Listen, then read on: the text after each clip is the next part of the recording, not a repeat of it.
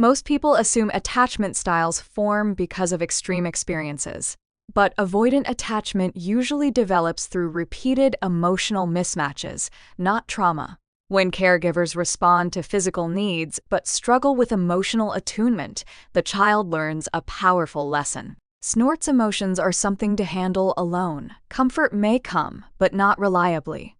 Support may exist, but not when it is most needed. So the child adapts by minimizing expression and reducing dependency. This is not emotional coldness, it is emotional efficiency. The child becomes easier, quieter, less demanding. And because this behavior is often rewarded, the pattern deepens. Years later, that same child becomes an adult who values independence, struggles with intimacy, and feels overwhelmed when others need emotional closeness. The roots were never dramatic. They were developmental. And the reason why these roots are developmental rather than dramatic is because the child's nervous system is constantly learning from patterns, not from single events. One instance of a parent being distracted during distress doesn't teach avoidance. But hundreds of instances over years where emotional reaching is met with subtle discomfort, distraction, or delayed response teach the nervous system a clear lesson. The reaching itself is the problem, not because the parent is cruel or neglectful, but because the pattern of misattunement is consistent enough that the child's developing brain adapts by learning to not reach at all. Here is what most people don't understand about how attachment forms. Babies and young children are exquisitely tuned to their caregivers' responses. They're not looking for perfection, they're looking for patterns they can predict and adapt to. When a child reaches out for emotional comfort and sometimes gets it quickly, sometimes gets it after a delay, sometimes gets distraction instead, and sometimes gets subtle signs of parental discomfort, their nervous system can't find a reliable pattern in reaching out leads to comfort. So it finds a different pattern that is reliable. Not reaching out means I stay regulated and my parent stays comfortable. This is brilliant adaptation by the child's system. It is solving the problem of unpredictable emotional availability by simply reducing the need for that availability. The child learns to manage their own emotional states to minimize their needs to present an easier version of themselves that doesn't require as much from caregivers who seem most comfortable when the child isn't emotionally demanding. And here is the heartbreaking part. This adaptation works beautifully in childhood. The child becomes what parents often call easy. They don't fuss much. They handle things independently. They don't seem to need as much emotional support as other children. Parents often praise this, seeing it as maturity or resilience. Teachers love these children because they're self-sufficient and don't create drama. The child receives consistent reinforcement that being emotionally self-contained is good, that not needing much is admirable, that handling things alone is strength. So the pattern deepens and solidifies. What started as an adaptation to inconsistent emotional availability becomes an identity. I am the person who doesn't need much. I am independent. I handle things myself. This identity carries into adolescence and adulthood, where it becomes a barrier to the very intimacy and connection the person deep down craves, but no longer knows how to reach for or accept. Hi, I am Helen Hoffman from My Daily Family, and in this video, we'll talk about how avoidant attachment develops through subtle developmental patterns rather than dramatic events, and what this means for understanding both your own attachment and how you respond to your children's emotional needs. Number 1. The child learns emotions create distance. The key moment that teaches avoidance isn't when a parent is absent or cruel. It is when a child reaches out during emotional distress, and the parent's response creates subtle distance instead of connection. Your toddler is upset about something. Maybe they're frustrated, scared, or sad. They come to you for comfort, and instead of sitting with them in that feeling, you immediately try to distract them with a toy.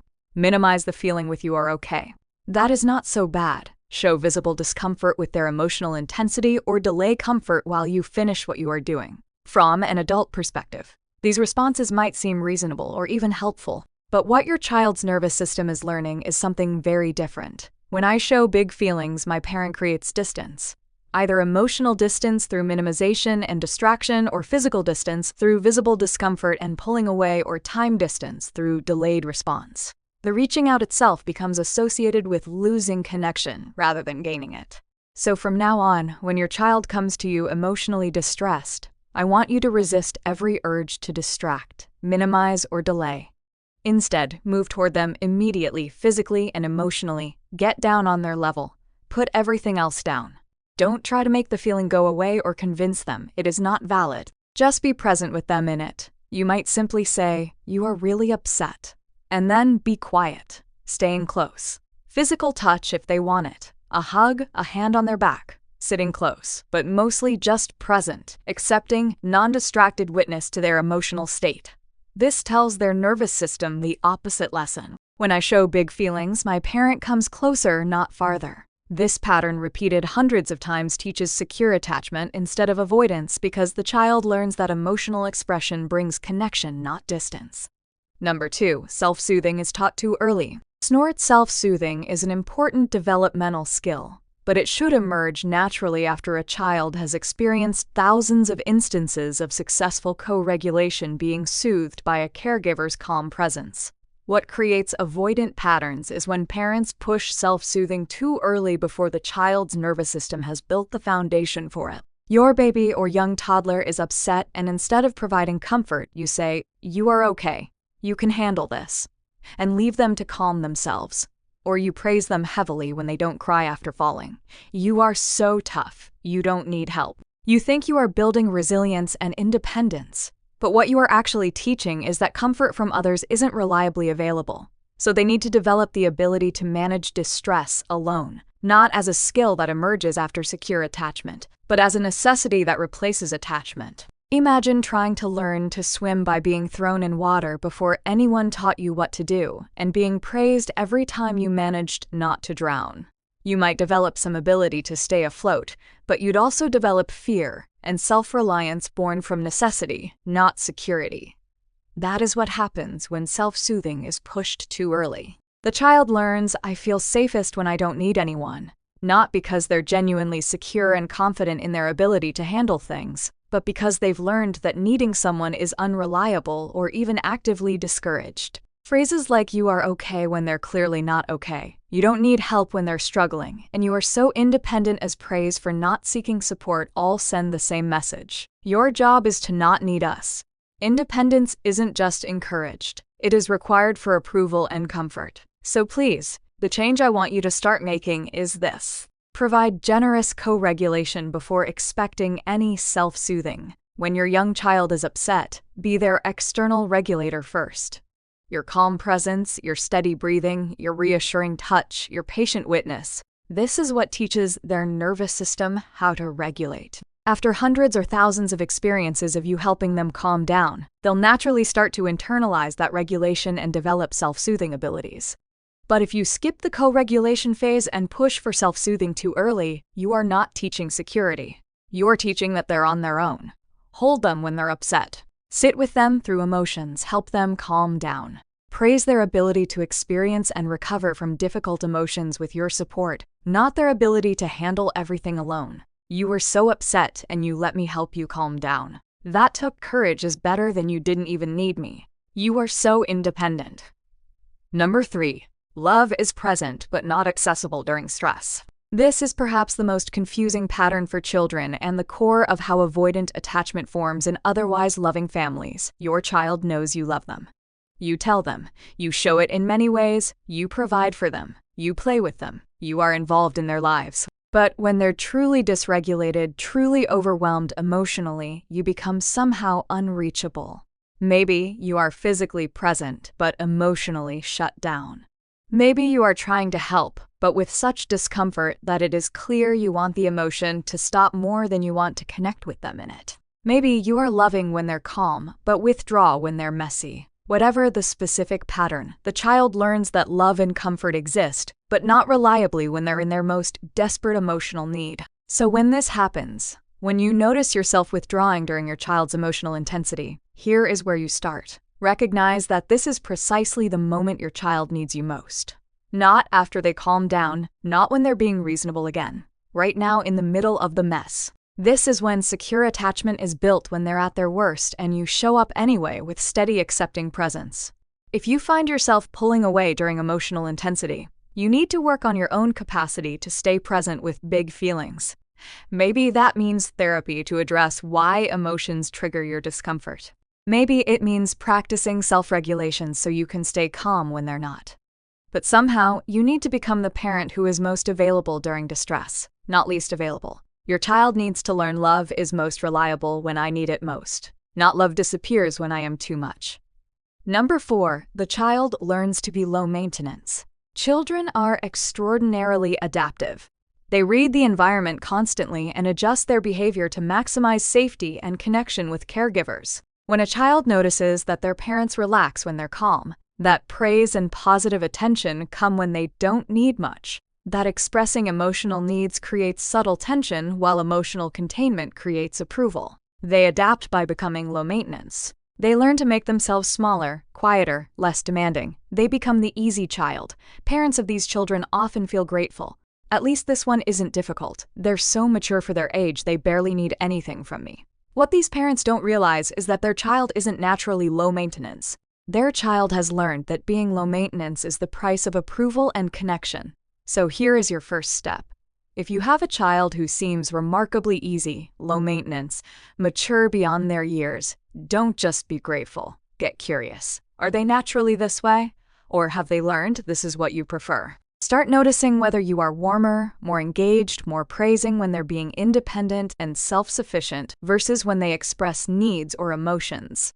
If you notice a pattern where your warmth increases when they don't need you, you need to consciously reverse it. Give extra warmth, attention, and approval specifically when they do ask for help, when they do express emotions, when they do show needs. I am so glad you came to me with this. Or it means a lot that you shared how you were feeling. Or I love being able to help you with this. You are actively rewarding vulnerability need, teaching them that all of them, not just the easy parts, is welcome. Number 5. Emotional expression is replaced by competence. Instead of learning I matter because I exist and because my feelings are valid, the child learns I matter because of what I do.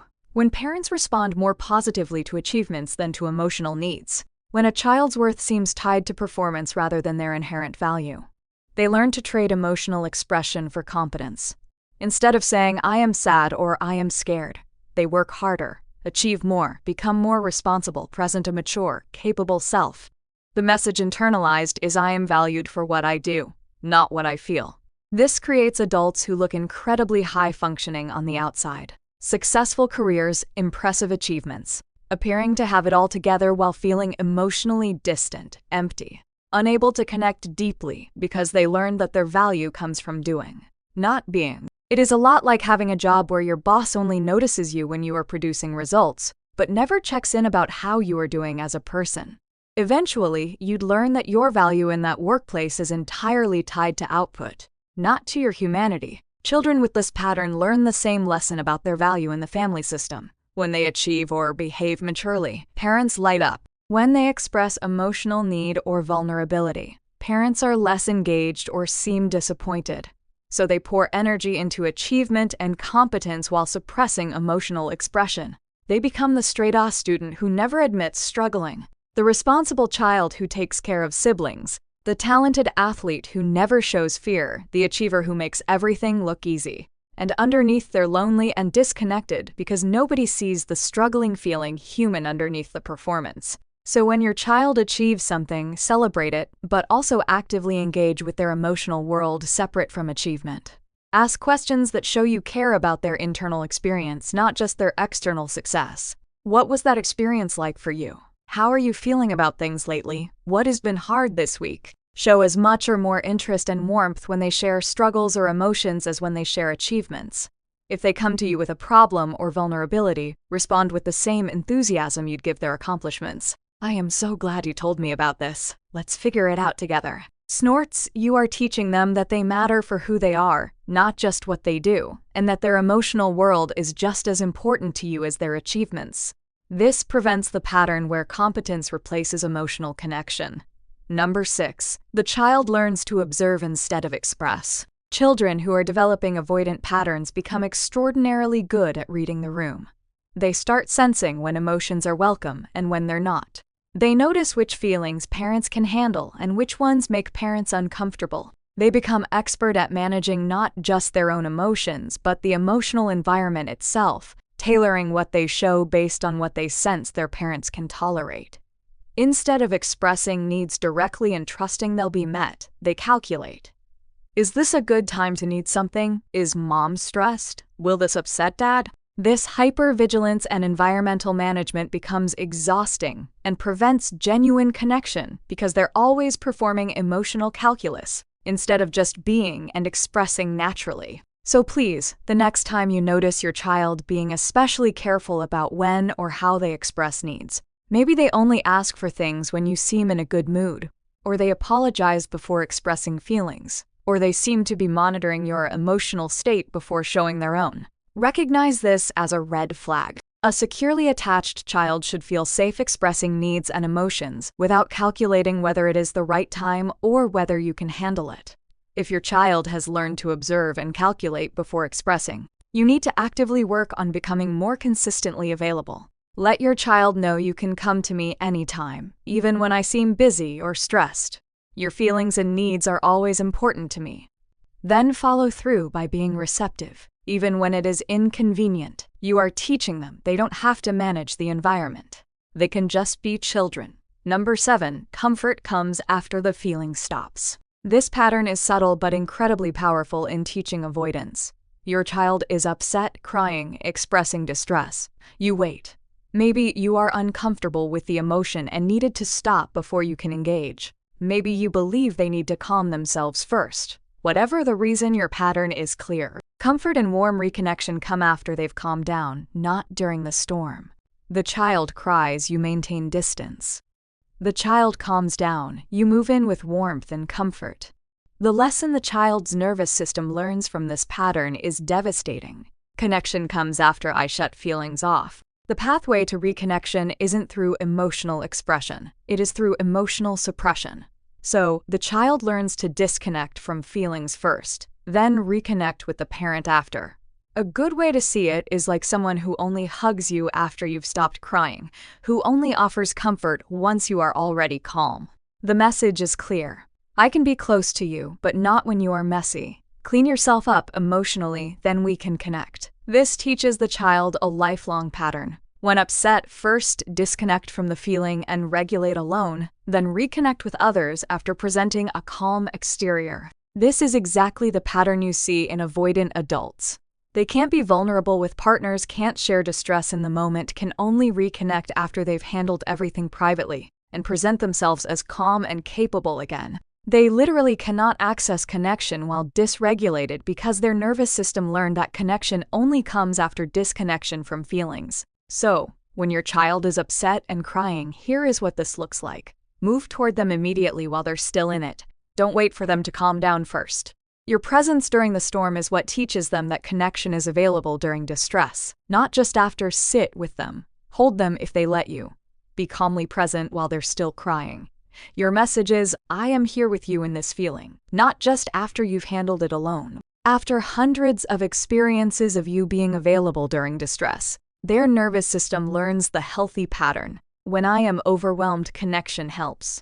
I can reach for others while I am upset. I don't have to shut down first and reconnect after. This pattern allows them to become adults who can be vulnerable in real time with partners, who can share distress and let others help, who don't have to handle everything alone before allowing intimacy. Number 8. Parents model emotional containment. Children learn more from what parents do than what parents say. If you tell your child it is okay to have feelings and need support, but they never see you having feelings or needing support, the lesson they learn is from your modeling, not your words. When parents model emotional self-sufficiency, never showing vulnerability, never asking for help, never sharing when they're struggling, always appearing competent and self-contained, children learn that this is what proper adults do. Strong people don't need emotional support. Capable people handle everything alone. Sharing struggles or asking for help is weakness. This modeling is incredibly powerful because children naturally want to become like their parents, and if parents embody emotional containment, children learn that emotional containment is the goal.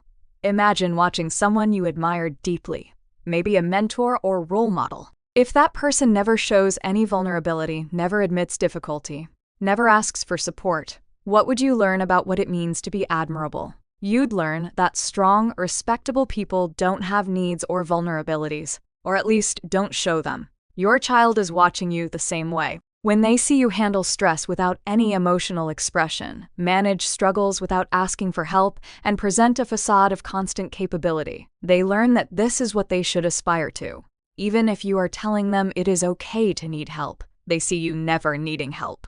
Even if you say feelings are important, they see you never showing feelings. The modeling wins every time. So let's walk through this step by step. Start allowing your child to see appropriate vulnerability and healthy interdependence. This doesn't mean burdening them with adult problems or emotional dumping. It means letting them see you are human. Mommy had a hard day at work and I am feeling stressed. I am going to call grandma and talk about it because that helps me feel better. Your child just learned that when you are struggling, you reach for support and that helps. This project is challenging me. I am going to ask Dad for help with it. Your child just learned that capable people ask for help. I am feeling frustrated right now. I am going to take some deep breaths and then I'll feel calmer. Your child just learned that feelings are normal and there are ways to handle them that don't require perfect self-sufficiency. Model the healthy balance between capability and vulnerability, between independence and asking for support, between handling things and admitting when you need help.